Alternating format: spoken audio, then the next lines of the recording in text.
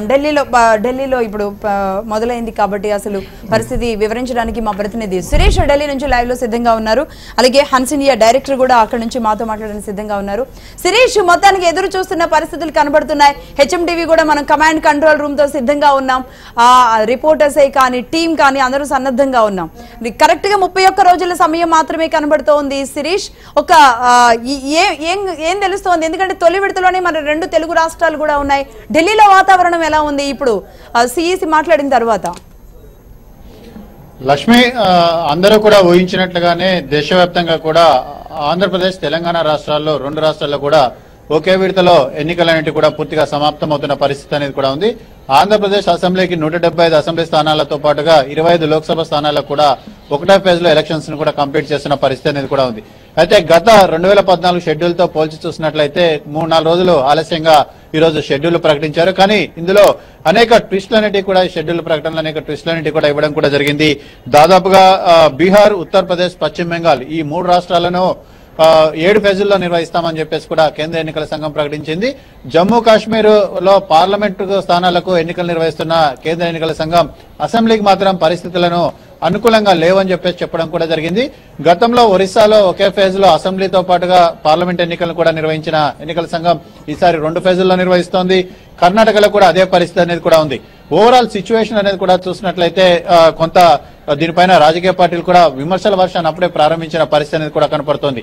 ప్రస్తుతం ఈ ఎన్నికల షెడ్యూల్ పై మాట్లాడడానికి మనతోటి హన్స్ ఇండియాకి సంబంధించిన నేషనల్ ఎడిటర్ చంద్రకాంత్ గారు ఉన్నారు. సార్, ఓవరాల్ గా షెడ్యూల్ ని ఎట్లా చూడొచ్చు? ఎందుకంటే ఇప్పుడు నేను చెప్పినట్లుగా 3 రాష్ట్రాలనేమో 7 ఫేజ్లలో తీసుకున్నారు. జమ్మూ కాశ్మీర్లోనేమో అసలు ఎలక్షన్స్ పెట్టకుండా లోక్సభ ఎలక్షన్స్ పెడుతున్నారు. కర్ణాటకనేమో 2 ఫేజ్ లో పెడుతున్నారు. తమిళనాడు ఒకటే ఫేజ్ లో 39 స్థానాలు పెడుతున్నారు. ఒరిస్సాలో 2 ఫేజెస్ పెడుతున్నారు. వీటిని ఎట్లా చూడవచ్చు? ఎలక్షన్ కమిషన్ పరిగణనలోకి తీసుకున్న విషయాలు ఒకటి వాళ్ళు చెప్పిన విధంగా, ఒకటి సెక్యూరిటీ పర్పస్, ఎలక్షన్లు పీస్ఫుల్ గా ప్రశాంతంగా జరగాలి. ఆ ప్రశాంతంగా జరిగే దానికి కావాల్సిన మార్గాలు వాళ్ళు వెతుకుతున్నారు. రెండోది మూవ్మెంట్ ఆఫ్ ది ఫోర్సెస్, ముఖ్యంగా భద్రతా దళాలు ఈసారి భారీ ఎత్తున మోహరించాల్సి ఉంటుంది ఎలక్షన్స్ లో. అందుకనే వాళ్ళ భద్రతా దళాలు మోహరించిన తర్వాత ఎలక్షన్లు అయిపోయిన తర్వాత వాళ్ళ మూవ్మెంట్ కూడా చూసుకోవాలి. దేశం మొత్తం తిరగాల్సి వస్తుంది. వాళ్ళు ఒక చోటు నుంచి ఇంకో చోటికి సిఆర్పిఎఫ్ కానీ ఇంకో వ్యవస్థ ఏదైనా సరే వాళ్ళు తమ మనుషుల్ని, మంది మార్బలాన్ని కదిలించాల్సి ఉంటుంది. దానికోసం టైం పడుతుంది. అవన్నీ దృష్టిలో పెట్టుకుని వాళ్ళు ఈసారి 7 ఫేజెస్ అని, ఇదివరకు 9 ఫేజ్లో జరిగిన లాస్ట్ ఎలక్షన్స్ ఈసారి 7 ఫేజ్లు పెట్టారు. 7 ఫేజ్లో అయిపోగొట్టుకోవాలనుకుంటే వాళ్ళు ఈసారి చేసిన మంచి పని ఏమిటంటే మొట్టమొదటిగా 20 రాష్ట్రాలకు ఒక ఫస్ట్ ఫేజ్లో అయిపోగొడుతున్నారు. ఈ 20 రాష్ట్రాల్లో కూడా వాళ్ళు పరిగణలోకి తీసుకున్న అంశం ఒకటి సమస్యాత్మక ప్రాంతాలు, తీవ్రవాద ప్రభావిత ప్రాంతాలు, ఇటువంటి అంశాలను పరిగణలోకి తీసుకొని మొదటి ఫేజ్లో 20 రాష్ట్రాలని వాళ్ళు అయిపోగొడుతున్నారు. ఈ 20 రాష్ట్రాలు అయిపోయిన తర్వాత ఈ రాష్ట్రాల్లో వాళ్ళు డిప్లాయ్ చేసే సెక్యూరిటీ ఫోర్సెస్ అన్నీ కూడా మిగతా రాష్ట్రాలకు వాళ్ళు తరలించాల్సి ఉంటుంది. అంటే మొత్తం ఫోర్సెస్ పోవు, కొద్ది ఫోర్సెస్ వెనక మిగిలిపోతాయి ఒక భాగం వాటిలో. ఎందుకంటే వాళ్ళు ఇంకా స్ట్రాంగ్ రూమ్స్ దగ్గర వీటికి కానీ మిగతా లా అండ్ ఆర్డర్ ఇష్యూస్ కానీ అరైజ్ అయినప్పుడు వాటిని చూసుకోవడానికి కొంత ఫోర్స్ ఉండాల్సి వస్తుంది. సో కొంత ఫోర్స్ మట్టుకే అక్కడి నుంచి మూవ్ అవ్వగలదు. సో వీటన్నిటిని దృష్టిలో పెట్టుకుని వాళ్ళు ఈసారి ఈ విధంగా ఈ నిర్ణయం తీసుకున్నారు. ఈ రాష్ట్రాల్ని విభజించడం కూడా, విడగొట్టడం కూడా, లా అండ్ ఆర్డర్ విషయంలో వాళ్ళకు వచ్చిన అంతర్గత రిపోర్ట్స్, వాళ్ళ టీమ్స్ జరిపిన వాళ్ళ రివ్యూ మీటింగ్స్ లో, దానిలో ఈవెన్ ఎలక్షన్ కమిషన్ సిఈసి కూడా మీకు చాలా రాష్ట్రాలకు వెళ్ళారు, ఆయన తిరిగారు. అక్కడ వాళ్ళు ఇక్కడికి వచ్చారు. వాళ్ళు వాళ్ళ రాష్ట్రాల్లో ఉన్న పరిస్థితులు, లా అండ్ ఆర్డర్ పరంగా ఉన్న సమస్యలు, ఇతర విషయాలు కూడా వాళ్ళు ఎత్తి చూపెట్టారు. ముఖ్యంగా వెస్ట్ బెంగాల్, బీహార్, యూపీ వీటిల్లో వైలెన్స్ ఎక్కువగా జరిగే అవకాశం ఉంది. ముఖ్యంగా వెస్ట్ బెంగాల్ మరి అవి దృష్టిలో పెట్టుకుని, ఒరిస్సా వరకు వస్తే అక్కడ ఉన్న తీవ్రవాదం, ఇతర విషయాలు దృష్టిలో పెట్టుకుని చేయాల్సి వచ్చింది. కర్ణాటక విషయంలో 2 ఫేజుల్లో పెట్టడం అనేది ఆశ్చర్యంగా అనిపిస్తుంది జనానికి. ఇంకా ఎక్కువ సీట్లు ఉన్న రాష్ట్రాల్లో ఒక ఫేజు, ఇదివరకు ఎన్నడూ జరగనట్టుగా కర్ణాటకలో 2 ఫేజ్లు ఎందుకు? ఒకటే ఫేజ్ లో జరిగినప్పుడు, గుజరాత్ లో కూడా జరిగినప్పుడు ఇక్కడ ఎందుకు అన్నట్లంతా.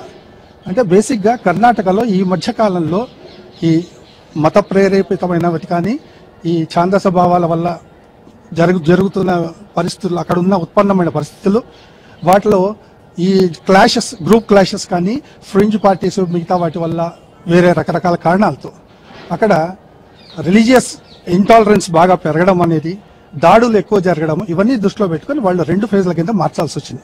ఒక ఫేజ్లో చేస్తే వైలెన్స్ కంట్రోల్ చేస్తామా లేదా అన్న దృష్టి పెట్టుకుని వాళ్ళు ఆ పని చేశారు. సో ఈ ఎందుకు 7 ఫేజుల్లో పెట్టారు, ఎందుకు 2 ఫేజుల్లో ఒక రాష్ట్రంలో పెట్టారు, చిన్న రాష్ట్రంలో కూడా అన్న ప్రతిదానికి ఆయన రిపీటెడ్గా పాయింట్అవుట్ చేసింది సిఈసి గారు ఒకటి ఈ ప్రెస్ కాన్ఫరెన్స్లో.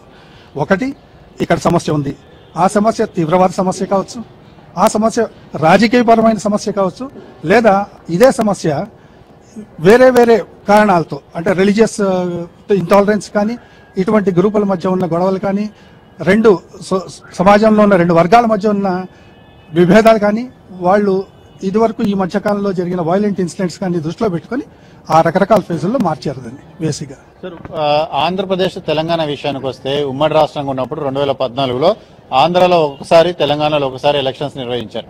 కానీ 2 తెలుగు రాష్ట్రాల్లో కూడా ఇప్పుడు ఒకేసారి ఎలక్షన్స్ నిర్వహిస్తున్నారు, ప్లస్ అది మొదటి ఫేజ్లో నిర్వహిస్తున్నారు. ఇది ఏమైనా మీకు ఆశ్చర్యకరంగా అనిపిస్తుందా, లేకపోతే దీన్ని ఎట్లా చూడవచ్చు?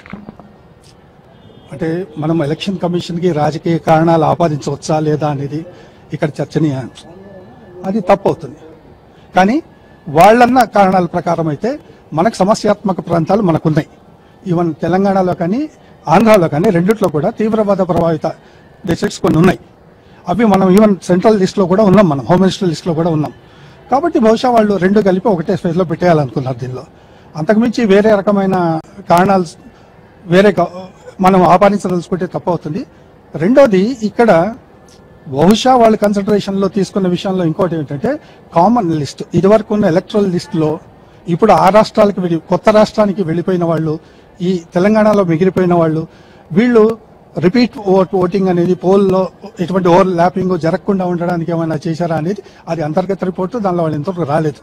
కాబట్టి వాళ్ళు తీసుకునే నిర్ణయం అది బేసిక్గా. అందుకని బేసిక్గా కేవలం 31 డేస్ మాత్రమే, ఈ రోజు నుంచి ఎలక్షన్ జరగడానికి 31 డేస్ మాత్రమే ఉందన్న ఒక అభిప్రాయం కూడా వినిపిస్తుంది. ఇప్పుడు మీరేమంటారు? వాళ్ళు తీసుకున్న దానికి కూడా ఆయన సమాధానం ఇచ్చారు. ఎందుకు ఇప్పుడు మొదలెట్టారు, అసలు ఈ సండే నాడు ఎందుకు అనౌన్స్ చేశారు, వేరే టైమే దొరకలేదా మీకు అంటే దానికి కూడా ఎలక్షన్ కమిషన్ వాళ్ళ ఎక్స్ప్లెనేషన్ ప్రకారం ఏంటంటే ఇదివరకు ఏంటంటే మనకు మే 31 నాటికి అయిపోయేది, ఇప్పుడు జూన్ 3 వరకు అవకాశం ఉంది. 4 రోజులు ఎక్స్ట్రా దొరికింది, ఇంకో 3 రోజులు 4 రోజులు 3 రోజులు దొరికింది. కాబట్టి మేము ఎప్పుడైనా పెట్టొచ్చు, అందుకని మేము ఈరోజు అనౌన్స్ చేశాము అనేది. దీంతో ఆంధ్ర రాష్ట్రంలో కానీ తెలంగాణ అంటే ఒకటే ఫేజ్లో పెట్టడం వల్ల కానీ ఈ 31 రోజుల్లో తయారవడం చేయకపోవడం అనేది వాళ్ళ రాజకీయ పక్షాల మీద ఆధారపడి ఉంటుంది. ఏదో ఒక రోజు ఫస్ట్ ఫేజ్ అనేది తప్పదు కదా. 7 ఫేజ్లు ఉన్నప్పుడు ఫస్ట్ ఫేజ్ ఉంటుంది, సెకండ్ ఫేజ్ వరుసగా ఉంటాయి. ఫస్ట్ ఫేజ్ లో ఏ రాష్ట్రాలు రావాలి అంటే వాళ్ళు చెప్పినట్టు సమస్యాత్మక ప్రాంతాలన్నీ పెట్టామన్నారు. వాళ్ళ లెక్కల్లో వాళ్ళ బారోమీటర్ ప్రకారం సమస్యాత్మక ప్రాంతాల్లో తెలంగాణ, ఆంధ్ర కూడా ఉన్నాయి. అది కేవలము ఎలక్ట్రల్ లిస్టు మరో విషయం గురించి కాదు, వాళ్ళందరూ సమస్యాత్మక ప్రాంతాలు అన్నారు. ఆ విధంగా పెట్టింది అది. బహుశా అంతకుమించి వేరే విధంగా దాన్ని చూడాల్సిన అవసరం ఏంటి. రోజుల్లో పెడుతున్నారంటే ఫస్ట్ ఫేజ్ లో 7 రాష్ట్రాలు ఉండాలి, మొత్తం దేశమంతా 20 రాష్ట్రాలు పెట్టారు.